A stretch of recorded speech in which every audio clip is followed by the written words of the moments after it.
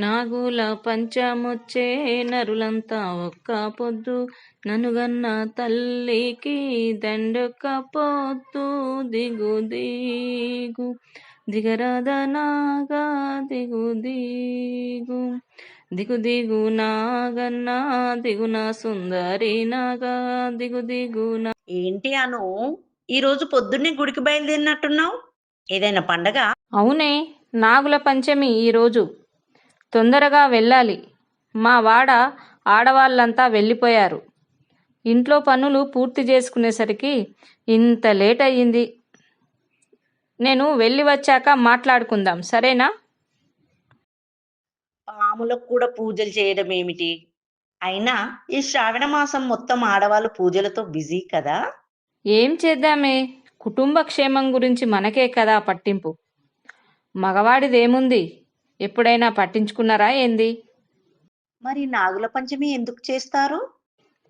సర్పదోషం పోవడానికి, అష్టైశ్వర్యాలు కలగడానికి.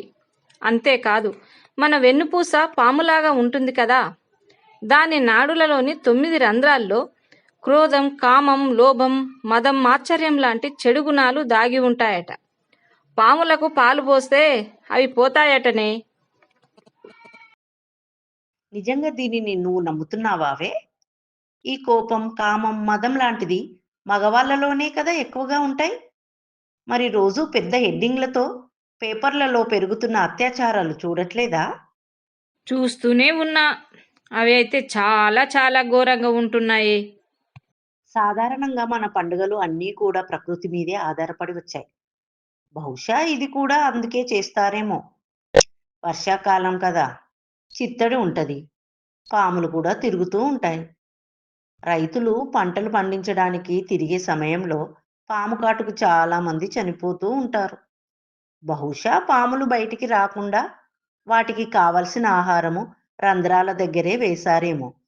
లేదా రైతులు వేసిన ఆహారం కోసం ఎలుకలు వస్తే వాటిని పాములు పట్టి తిని బయటకు ఎక్కువగా తిరిగేవి కావేమో. అంతే అంటావా? మరి మగవాళ్ళ వీర్యంలోని కణాలు పాములాగా కదులుతాయి కాబట్టి సంతానం లేని వాళ్ళు పాముకు పాలు పోస్తే సంతానం కలుగుతారట. ఇందులో ఎంత నిజం ఉన్నది?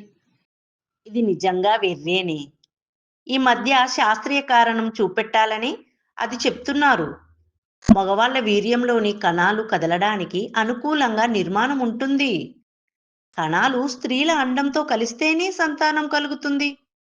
వీర్య కణానికి పాములకు ఏమిటి సంబంధం?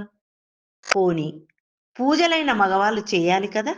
ఛ, అమ్మో, మగవాళ్ళు చేస్తారా ఏంటి? ఇన్ని చేసినా మీది వృధా ప్రయాస. పాములు అసలు పాలే తాగవు. పాలలో లాక్టోస్ అనే ఎంజైమ్ను పాములు జీర్ణించుకోవు. పైగా పాలు తాగి పాములు చనిపోతాయని కూడా శాస్త్రజ్ఞులు చెప్తున్నారు. ఇలా చేస్తే పాములకు నష్టమే కదా. అవునా? నిజమా? ప్రకృతికి నష్టం కదా మరి. ఇంతకాలం పాటు పాలు పోసే సాంప్రదాయం ఎందుకున్నట్లు? మనిషే అన్ని జంతువుల కన్నా ఉన్నతుడు. కానీ చాలా వెనుకబడిన పాములు మనుషుల జీవితాలను శాసిస్తుందని సృష్టించారు. అందుకు ప్రజలు తమ అవసరం కోసం తెచ్చుకున్న వాటికి మతం, విశ్వాసాలు జోడించారు. వీటిపైన పురాణాలలో కట్టుకథల్ని పెట్టి ప్రజల్ని ఆలోచన ధోరణి నుండి తప్పించడమే ప్రధాన ఉద్దేశం. నాకు మతాచారాల గురించి మాత్రమే తెలిసే. ఇవన్నీ నాకు తెలియదు. మరి నీకెట్లా తెలిసే? ఏది గుడ్డిగా నమ్మకుంటే చాలా నిజాలు అర్థమవుతుంటాయి. ఈ మధ్య ఒక టీవీ డిబేట్లో విన్నాను. ఇక పాముల గురించి కూడా ఒక డాక్టర్ రాసినది చదివాను. అంతేకాదు, చాలా మంది ప్రొఫెసర్లు కూడా పాముల గురించి చెప్తున్నారు. నాకు కూడా ఇవే పుస్తకము చదువుతాను. ఇలా రకరకాల పుస్తకాలు, పత్రికలు, శాస్త్రీయమైనవి, రాజకీయపరమైనవి, చరిత్రకు సంబంధించినవి ఉంటాయి.